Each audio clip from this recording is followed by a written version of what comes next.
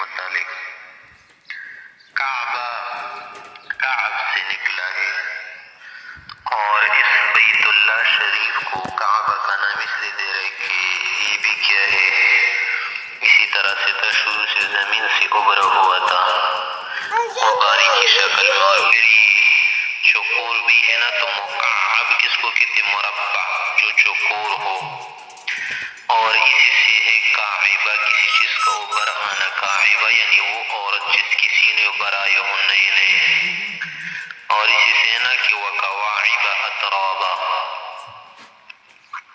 کعبین بھی اسی لفظ سے ہیں۔ کعبہ شریف زمین پر سب سے پہلا گھر ہے جو عبادت کے لیے بنا دیا گیا۔ ان اول بیت وضع للناس للذی ببکۃ مبارکا وہدی للعالمین، سب سے پہلے اس کو فرشتوں نے بنا دیا تھا کہ بیت المعمور کی مواجہ میں برابر میں ایک گھر زمین پر بھی بنا دیا جائے، ایک عبادت خانہ زمین پر بھی بنا دیا جائے۔ بیت المعمور اس پر تو فرشتے طواف کرتے اور اس کی طرف نماز پڑھتے، اور زمین پر ایک کعبہ بنا دیا گیا۔ پھر اس کے بعد حضرت آدم علیہ السلام نے اس کو بنا دیا۔ آدم علیہ السلام کے بعد قوم نوح میں جب طوفان سے کیا ہو گیا، منہدم ہو گیا، آدم علیہ السلام کی اولاد میں سے بعض بیٹوں نے بھی بنا دیا تھا، پھر طوفان نوح میں منہدم ہو گئی، اس کی تعمیر ختم ہو گئی۔ اس کے بعد اور بھی بہت سارے لوگوں نے بنا دیا، عمالقہ نے بنا دیا، اور اسی طرح سے ابراہیم علیہ السلام نے بھی بنا دیا تھا، وَإِذْ يَرْفَعُ إِبْرَاهِيمُ الْقَوَاعِدَ مِنَ الْبَيْتِ وَإِسْمَاعِيلُ، ان دونوں نے بنایا تھا۔ پھر آتے آتے قریش نے بنا دیا تھا، اور قریش نے بنا ابراہیم کے خلاف الگ انداز پر بنا دیا، اور حلال چندے سے بنانے کی وجہ سے کچھ روپیہ کم پڑ گئے تھے، جس سے تعمیر پوری نہیں ہو رہی تھی، تو ایک جگہ رہی جس کو حجر اور حتیم بھی کہتے ہیں، دونوں کے ایک دوسرے پر اطلاق ہوتا ہے، اور اس میں اللہ رب العزت کی ممکن یہ حکمت ہو کہ اگر کوئی اندر نہ جا سکے تو اس کے اندر نماز پڑھنے سے ہوگیا کہ کعبے کے اندر کوئی نماز پڑھے، اور اسی حجر کی جگہ پر حضرت اسماعیل علیہ السلام اور حجر علیہ السلام کی قبریں بھی ہیں۔ ہاں اگر ایک شخص اس کی طرف نماز پڑھے نا تو نماز اس کی نہیں ہوگی، کیونکہ کعبے کی طرف چہرے کا کرنا، استقبال کا کرنا قطعی دلیل سے ثابت ہے، اور حجر یا حتیم جگہ کا کعبہ سے جزء ہونا، اس کا حصہ ہونا اخبار احاد سے ثابت ہے۔ اب اس کے متعلق یہ مسئلہ بتانا چاہتے ہیں کہ کعبہ شریف کے اندر نماز پڑھنے سے اوپر پڑھنا کیا جائز یا جائز نہیں، کون سی نماز جائز ہے کون سی نہیں، یا پر جو متن میں ذکر کیا ہے نا کہ خلاف للشافعی، تو یہ بات ٹھیک نہیں ہے، اس میں اس کا اختلاف نہیں، صرف امام مالک رحمۃ اللہ علیہ کے اس میں اختلاف ہے کہ نفل نماز تو پڑھنا درست ہے، البتہ فرض کا پڑھنا مکروہ ہے۔ اور کعبے کے اندر پیغمبر علیہ السلام نے بھی نوافل پڑھے تھے۔ جب مکہ فتح ہوا ہجری میں تو پیغمبر علیہ السلام نے حضرت عثمان بن طلحہ جبیر بن چابیلی کے اندر گئے، حضرت اسامہ بلال اور اسی طرح سے چند حضرات اندر گئے تھے، پیغمبر علیہ السلام نے 2 رکعت نماز پڑھی تھی۔ اس کے متعلق حضرت عبداللہ بن عباس کا اختلاف ہے کہ اس نے فرمایا ہے کہ آپ علیہ السلام نے اس میں نماز نہیں پڑھی، صرف تکبیر کہی تھی، اسی لیے عبداللہ بن عباس رضی اللہ عنہ علی الاطلاق کعبے کے اندر نماز پڑھنے کو ناجائز کہتے ہیں، اور ہمارے جمہور حضرات کے استدلال حضرت بلال رضی کی روایت سے ہے، اس میں ثابت ہے کہ آپ علیہ السلام نے نماز پڑھی تھی، اور عبداللہ بن عمر کی روایت میں بھی ثابت ہے نا کہ آپ نے بالتفصیل اس کی کیفیت بھی بتا دی کہ آپ علیہ السلام نے نماز پڑھی تھی، 3 ستون پیچھے چھوڑے تھے، اور 2 دائیں تھے اور ایک بائیں جانب۔ اب مطلقاً باتیں ہیں نا کہ اس کے اندر نماز پڑھنا کیا ہے، ہمارے جمہور کے نزدیک کیا ہے، جائز ہے، چاہے فرض ہو یا نفل ہو۔ تو اسی کے متعلق بتا رہے کہ الصلاۃ فی الکعبۃ جائزۃ فرضها و نفلها، فرض نماز یا نفل دونوں کیا ہے، اس میں پڑھنا جائز ہے، خلافاً لشافعی رحمہ اللہ کے فرما فیہما، لیکن امام شافعی رحمۃ اللہ کے ان دونوں میں کوئی اختلاف نہیں، ولمالک رحمہ اللہ فی الفرض، وہ فرما رہے کہ صرف فرض کا پڑھنا ہے کہ اس میں مکروہ ہے، نفل جائز ہے، لأنہ صلی اللہ علیہ وسلم صلی فی جوف الکعبۃ یوم الفتح، فتح مکی کی جناب علیہ السلام نے نماز پڑھی تھی کعبے میں، اور نماز پڑھی تھی، بس ایک مطلق بات ہے، اور جب مطلق نماز ثابت ہوگی نا تو اب اس کے اندر یہ بات نہیں ہوگی کہ فرض یا نفل جو بھی ہو، جو بھی نماز ہو درست کی کوئی کراہت نہیں، ولی انا صلاۃ، کیونکہ ایک نماز استجمعت شرائط ہے، اس کے اندر اپنے شرائط ہے نا، شرائط کو جامع ہے لوجود استقبال القبلہ، استقبال قبلہ بھی پایا جا رہا ہے، تو لہذا نماز کا پڑھنا جائز ہوگا، کیونکہ لأن استیعاب حدث بشرط ہے، پوری کعبے کے استیعاب کرنے تو ممکن ہی نہیں ہے جائے کہ شرط ہو۔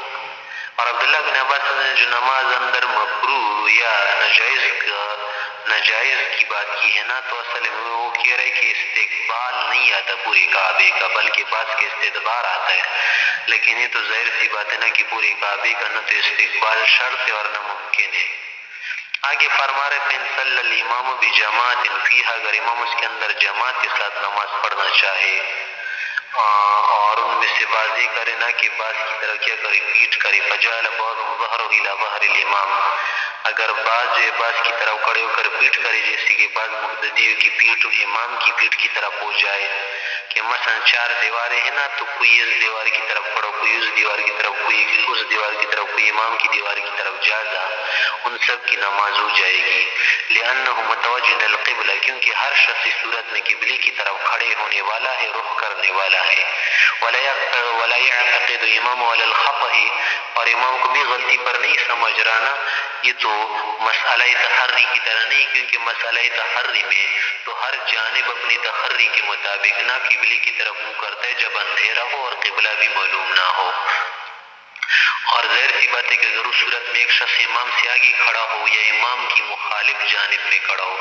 اور مقتدی کو بھی پتہ چل جائے کہ یہ دوسری جانب پڑھ رہے ہیں، میں تو ایک اور جانے کی طرف پڑھ رہا ہوں، تو اس مقتدی کی نماز نہیں ہوگی، کیونکہ وہ اپنے امام کو غلطی اور خطا پر سمجھ رہا ہوتا ہے، اور اس صورت میں غلطی و خطا پر نہیں سمجھتا، بخلاف مسئلہ تحری، کہ وہ اس مسئلے سے الگ مسئلہ ہے۔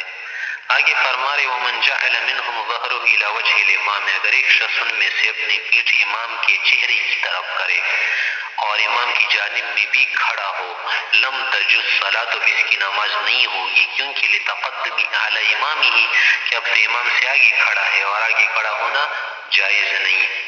آگے فرما رہے وَإِذَا صَلَّى الْإِمَامُ فِي الْمَسْجِدِ الْحَرَامِ، اگر امام مسجد حرام میں لوگوں کو نماز پڑھائے، فَتَحَلَّقَ النَّاسُ حَوْلَ الْكَعْبَةِ، اور لوگ کعبے کے ارد گرد کھڑے ہو، گردا گرد کیا بنائے، حلقہ بنائے، وَصَلُّوا بِصَلَاةِ الْإِمَامِ، اور امام کی نماز کی کیا کرے، پیروی کرے، اقتداء کرے، فمن كان منهم اقرب یا اقرب الى الكعبة من الامام جازت صلاته، جو شخص امام سے بھی اگر زیادہ قریب ہوگا نا کعبے کی، تو اس کی نماز ہوگی، بشرط کہ اذا لم یکن فی جانب الامام، کہ جب یہ شخص امام کی جانب میں نہ کھڑا ہو بلکہ جانب مختلف میں کھڑا ہو، اتحاد فی المکان نہ ہونا، تو بس یہ ایسی شخص کی نماز کی ہوگی، درست ہوگی، لأن التقدم والتأخر انما يظهر عند اتحاد الجانب، عند اتحاد الجانب، کہ آگے ہونا اور پیچھے ہونا،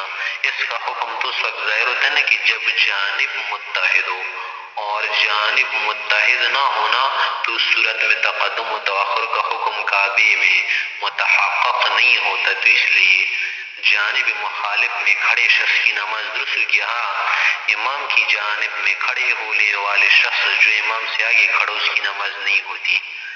آگے فرما رہے ومن صلی علی ظہر الکعبہ، اگر ایک شخص کعبے کی چھت پر کھڑے ہو کر نماز پڑھے نا، جازت صلاۃ، اس کی نماز ہو جائے گی، لیکن پھر بھی ایسا کرنا مکروہ ہوگا سوء ادب کی وجہ سے، خلافاً لشافعی رحمہ اللہ، امام شافعی رحمہ اللہ کی صورت میں پھر اس کی نماز نہیں ہوتی، کیونکہ لأن امام شافعی رحمۃ اللہ کہ بس یہ کعبہ ہے نا اس کا استقبال نہیں آ رہا، لیکن ہم کہتے ہیں کہ ایسی بات نہیں، لأن الكعبة هي العرفة والهواء إلى عنان السماء عندنا دون البناء. حناف حضرات کے نزدیک کعبہ صرف چھت اور بنا کا نام نہیں ہے، بلکہ یہ جو عرفہ یعنی میدان اور پھر ہوا و فضا آسمان تک یہ تمام جو کعبے میں شمار ہوتا ہے.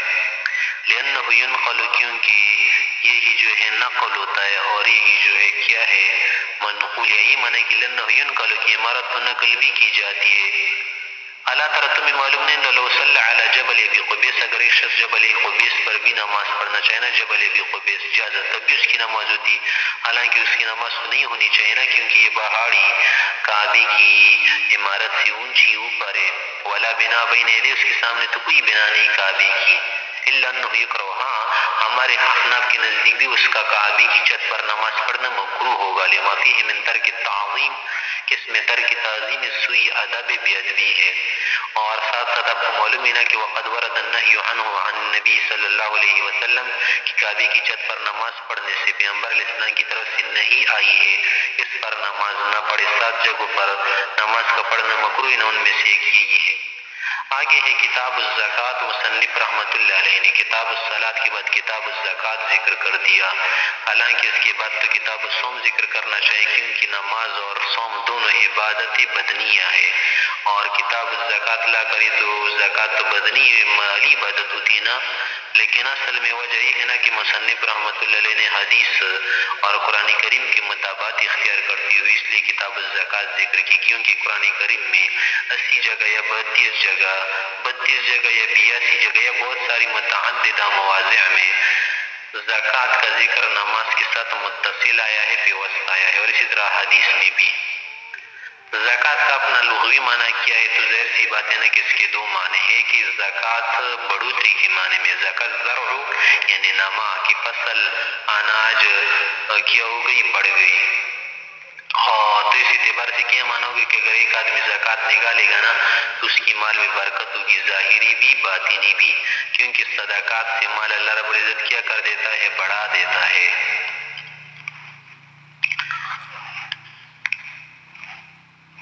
اور دوسرا معنی ہے نا اس کا کیا، میل کچیل، کہ یہ لوگوں کے غسالات الناس اوساخ الناس، اس کو حدیث میں کہا گیا ہے.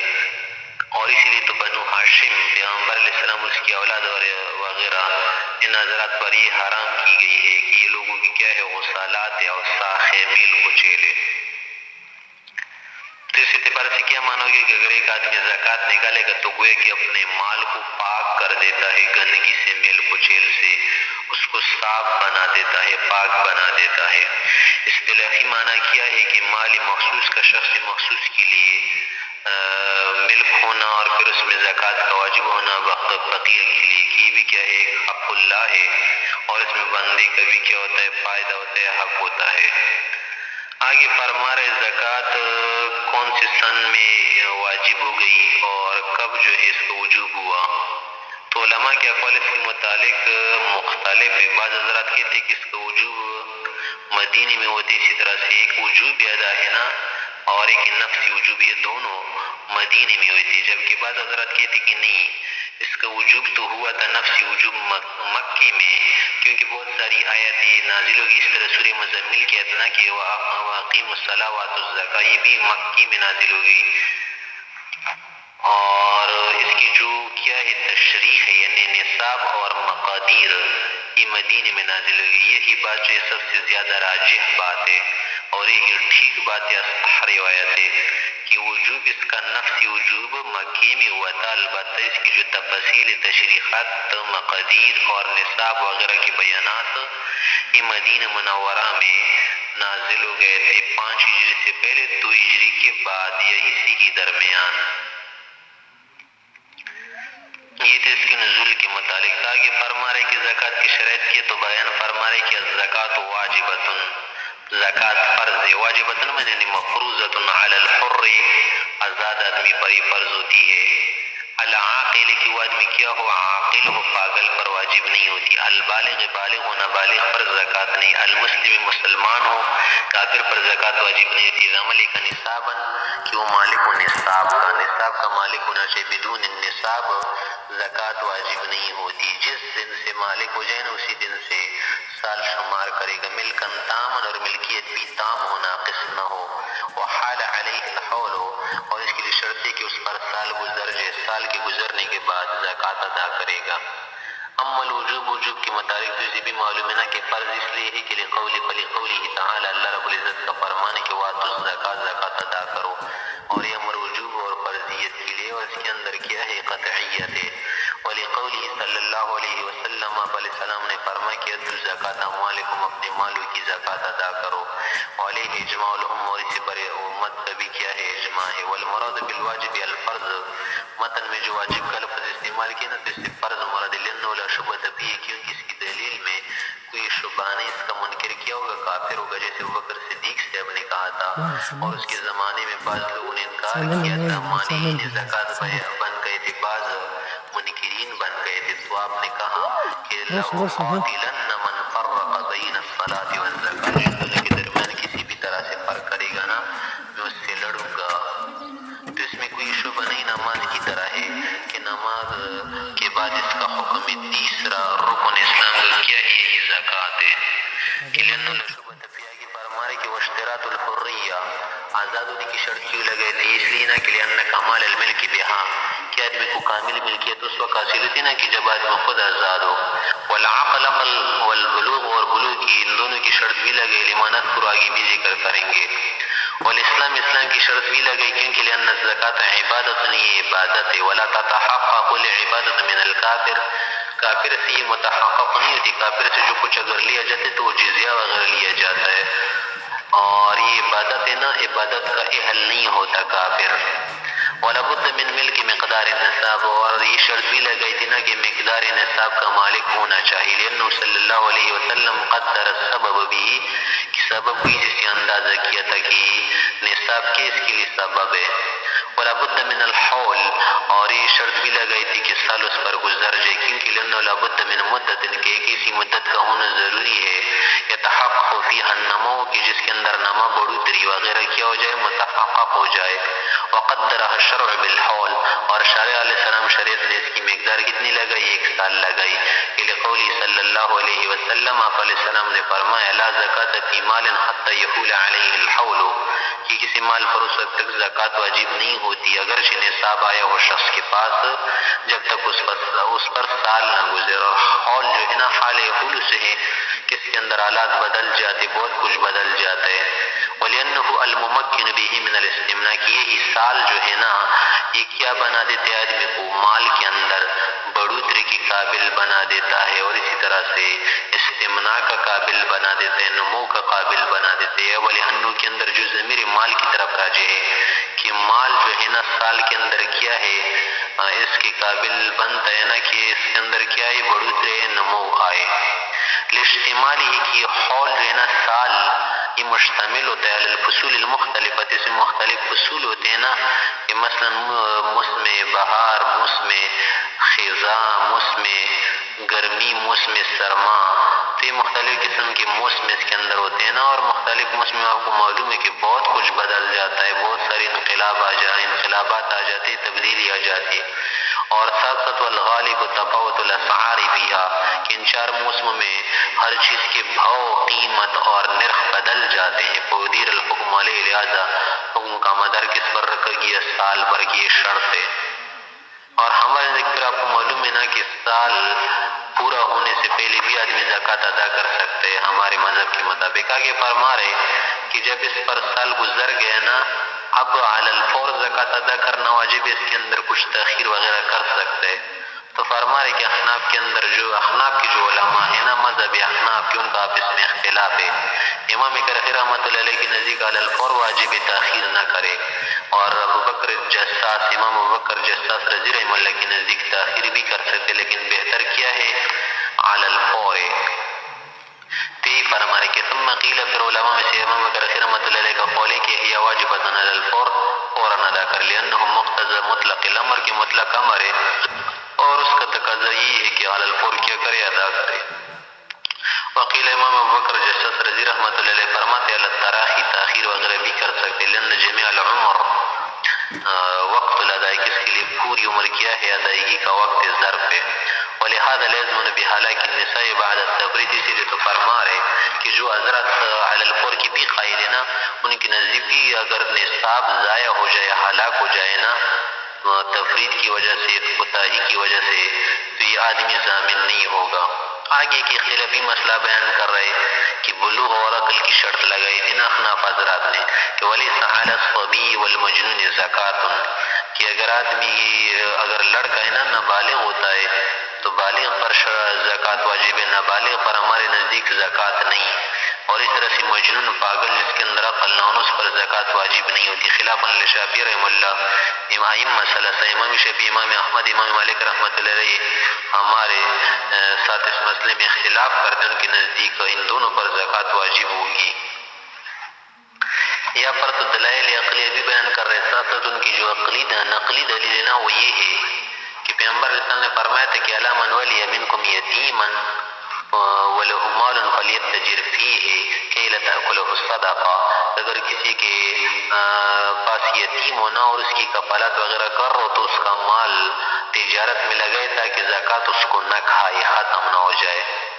لیکن ظاہر سی بات ہے کہ اس کا یہ معنی نہیں، کیونکہ کہ لا تأکل الصدقہ کے اندر جو لفظ استعمال کیے گئے نا تو اس سے صدقہ مراد نہیں ہے زکوٰۃ، بلکہ اس سے نفلی صدقہ مراد ہے، کیونکہ نفلی صدقے سے مال ختم ہو جاتا ہے نا، فرضی صدقے سے زکوٰۃ سے تو مال ختم نہیں ہوتا، کیونکہ زکوٰۃ جو واجب ہوتی ہے اس کے لیے ایک نصاب ہونا چاہیے. اگر آپ نے بار بار اس سے زکوٰۃ نکال کر نصاب نہ رہے پھر تو ظاہر سی بات ہے کہ اس پر زکوٰۃ واجب نہیں ہوتی. اور ساتھ ساتھ یہ بات بھی آپ کو معلوم ہے کہ لا تأکل الصدقہ سے نفقہ مراد ہے اس سبھی کا، کہ اس کا جو مال ہوگا نا تمہارے پاس قبضے میں اس کو تجارت وغیرہ میں لگاؤ تاکہ نفقے کی وجہ سے ختم نہ ہو جائے، کیونکہ اس کا نفقہ اپنے مال میں ہوتا ہے. جب کسی کے پاس اپنا مال ہونا تو خود اس کے مال سے نفقہ دیا جاتا ہے. کہ جو تمہارے احمق لوگ ہوتے ہیں یعنی جو عاقل و بالغ نہیں ہوتے، ہوشیار و ہوشمند نہیں ہوتے، شعور والے نہیں ہوتے، تو ان کو آپ مال نہ دیا کرو. کہ ولا تؤتوا السفهاء أموالكم التي جعل الله لكم فيها قياما وارزقوهم فيها واكسوهم وقولوا لهم قولا معروفا. کہ پھر کیا کرنا، ان کے قبضے میں مال نہ دینا، ان پر اسی مال سے خرچ کرنا. اور ہمارے لیے تو اسی عقلی دلیل بھی موجود ہے. نقلی دلیل ہے نا کہ پیغمبر علیہ السلام نے فرمایا کہ 3 قسم کے لوگ مرفوع القلم ہوتے. کیا معنی ہے؟ غیر مکلف ہے، یعنی رفع القلم عن 3، 3 قسم کے لوگ سے قلم مرفوع ہے. کیا معنی؟ کہ یہ غیر مکلف ہے، جب ان پر نماز واجب نہیں نا تو زکوٰۃ کا سی واجب ہوگی. ایک ان میں کہ والصبی حتی اذا احتلم، کہ نابالغ لڑکا جب تک بالغ نہ، جس طرح سے والمجنون حتی یفیق، پاگل آدمی جب تک ہوش نہ سنبھالے اور عاقل نہ ہو جائے، افاقہ اس کا نہ ہو جائے. اسی طرح والنائم حتی اذا استیقظ، اسی طرح سے جو آدمی سو رہا ہونا اگر اس کی منہ سے زکوٰۃ طلاق وغیرہ کے الفاظ نکلے جو کچھ نکلے اس کی منہ سے تو اس کی پکڑ غریب نہیں ہوتی جب تک بیدار نہ ہو اور اختیار سے کوئی چیز نہ کہے. اسی طرح سے جب تک بیدار نہ ہونا تو نیند کے اندر جو کچھ ہوگا اس کے احکام اس پر نافذ نہیں ہوں گے. مثلا اگر ایک آدمی سو رہے نا اور وہ طلاق کے الفاظ کہے کہ میری بیوی طلاق ہے تو اس کا یہ طلاق دینا کیا ہوگا؟ غیر معتبر ہوگی. اسی طرح سے اگر بچہ طلاق دے گا نا تو یہ غیر معتبر کا. مجنون اگر بیوی کو طلاق دے گا تو غیر معتبر ہوگا وغیرہ، یہ طلاق واقع نہیں ہوگی. آگے مسئلہ بتا رہے، اسی مسئلے کے متعلق تشریح امام شافعی رحمۃ اللہ علیہ وغیرہ کے نزدیک ان پر زکوٰۃ واجب ہوگی. دلیل یہ دے رہے کہ فإنه يقول ائمہ ثلاثہ وغیرہ فرما رہے کہ یہ غرامۃ مالیۃ، کہ ایک مالی جرمنی کی طرح ہے نا، جو تمام مالی جرمنی واجب ہوتی تو سب پر واجب ہوتی. اس طرح سے مؤنت کی طرح ہے، جیسے کہ زوجی کا جو نفقہ ہوتے ہیں نا تو اس طرح یہ بھی واجب ہوگی. تو فتعتبر لحاظ اس کا قیاس کیا جائے گا بسائر المؤن، تمام مؤنتوں پر، کا نفقۃ الزوجات جیسے کہ زوجی کا نفقہ ہوتے. وصار کالعشر والخراج، اور یہ عشر و خراج کی طرح ہوگی کہ عشر و خراج تو بچے سے بھی لیے جاتے ہیں لہذا زکوٰۃ بھی اس سے لی جائے گی. مولانا کہتے کہ نہیں انہا عبادت، یہ صرف عبادت ہے، عبادت محضہ ہے. فلا تتأدى الا بالاختیار، یہ ادا نہیں ہوگی جب تک آدمی مکمل طور پر مختار نہ ہو. مختار کا کیا معنی؟ مکلف نہ ہو. تحقیقا لمعنى الابتلاء، تاکہ امتحان و آزمائش و ابتلاء والا جو معنی ہے وہ تو محقق کیا جائے. ولا اختیار لهم، ان دونوں کو تو کوئی اختیار حاصل نہیں. لعدم العقل، کیونکہ ان میں عقل ہی نہیں. بخلاف الخراج آپ کو اس کو قیاس کرنا عشر خراج پڑتے یہ بات درست نہیں، کیونکہ خراج کی بات تو ظاہر ہے کہ لأنہ مؤنۃ الارض کی تو زمین کا حق ہے، اور زمین کی مؤنت زمین کی ذمہ داری کی زمین ہی سے یہ ادا ہوتا ہے۔ اگر زمین کچھ نہ نکالے کوئی پیداوار نہ ہونا تو کہاں سے دے گا؟ اس طرح کذالک الغالب فی العشر، عشر بھی ٹھیک ہے ایک عبادت ہے، لیکن اس میں مؤنت والا معنی کیا ہوتا ہے؟ غالب ہوتا ہے کہ وکذالک الغالب فی العشر معنی المؤنت، کہ اس میں مؤنت والا معنی غالب ہوتا ہے، عبادت والا معنی مغلوب ہوتا ہے، کہ بھی کیا ہے زمین کا ایک حق ہے، اگر یہ پیداوار نہ دینا زمین تو کہاں سے عشر واجب ہوگا؟ ومعنی العبادت تابع، اور عبادت والا معنی اس کا کیا ہے؟ ایک تابع ہے۔ آگے فرما رہے کہ ولو وفاق، اگر مجنون، امام شافعی رحمۃ اللہ نے جو بات کی تھی نا اس کا جواب ہم دے رہے کہ ولو وفاق، اگر ایک آدمی مجنون تھا اور افاقہ اس کا ہو گیا فی بعض السنۃ، سال کے کچھ حصے میں، مثلا ایک مجنون تھا نا، شروع سال میں درست تھا، درمیان سال میں پاگل رہا، پھر اخیر سال میں بھی کیا ہو گیا؟ درست ہو گیا، افاقہ ہو گیا، تو اس پر زکوٰۃ واجب ہوگی۔ فہو بمنزلۃ افاقتہ فی بعض الشہر فی الصوم، صحیح ہے جیسے کہ اگر اس کا کیا ہو جائے؟ افاقہ ہو جائے رمضان کے کچھ دنوں میں، تو کچھ دن باقی کی وجہ سے اس پر روزہ واجب ہو گئے، اس طرح سے اس پر زکوٰۃ بھی واجب ہوگی۔ يعتبر اکثر القول، سال کے اکثر حصے کے اعتبار کرتے کہ اگر اکثر حصے میں کیا رہا؟ مفیق رہا، پھر زکوٰۃ واجب ہوگی ورنہ نہیں۔ اور وہ اکثر کو اس لیے شرط لگا دینا کہ اکثر چیزیں کل کے حکم میں ہوتی، اور اکثر جو معتبر بھی بہت ساری چیزوں میں موسیق رحمۃ اللہ علیہ اکثر کو لیتے ہیں۔ ولا فرق بین الاصلی والعارضی، آگے مسئلہ بتا رہے کہ جو مجنون کا مسئلہ بتاتے نا، بعض جنون جو ہے، بعض مجنون مطبق ہوتا ہے، بعض غیر مطبق ہوتے ہیں۔ مطبق کا کیا معنی؟ جنون اصلی، کہ بالغ ہوتی ہے کیا ہو؟ مجنون ہو، کہ بلوغ کے وقت سے لے کر بعد تک یہ آدمی مجنون ہو، اور اس کا بلوغت، اس کی جو بلوغت ہے نا یہ جنون کی حالت میں ہوئی ہو۔ عارضی کا کیا معنی ہے؟ کہ پہلے تو درست آدمی تھا، دماغ ٹھیک تھی، دماغ اس کا ٹھیک تھا، عقل ٹھیک تھی، لیکن کیا ہو گیا بعد میں، یعنی بالغ ہونے کی کیا ہو گیا؟ مجنون ہو گیا۔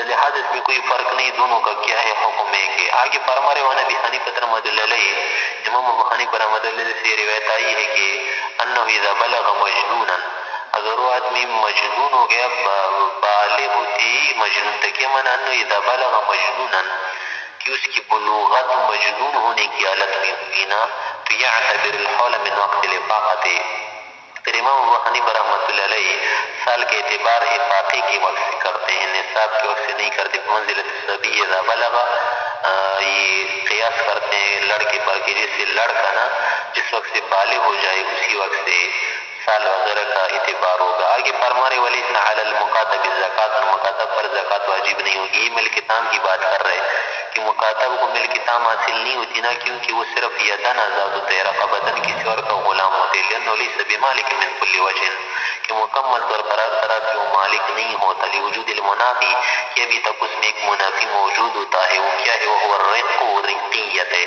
جب تک اس میں رقیت رہے گی نا اس وقت تک یہ کامل نہیں ہوگا، اور اس طرح سے مالک کامل جب نہ ہونا تو اسی وجہ سے فرما رہے کہ ولہذا لم یکن من اہل ان یعتق عبدہ، اسی لیے تو لائق نہیں اس بات کی، اس بات کا لائق نہیں، اہلیت نہیں رکھتا کہ کسی غلام کو آزاد کرے۔ ہاں ہدیہ وغیرہ کے طور پر، گفٹ کے طور پر دے سکتے کہ اگر مولا نے اجازت دی نا کہ تجارت وغیرہ کرو، اسی طرح سے کوئی اور چیز دے تو دے سکتے، لیکن غلام آزاد نہیں کر سکتے۔ تو اس بات کی دلیل ہے کہ کیا ہے؟ ابھی تک خود غلام ہے۔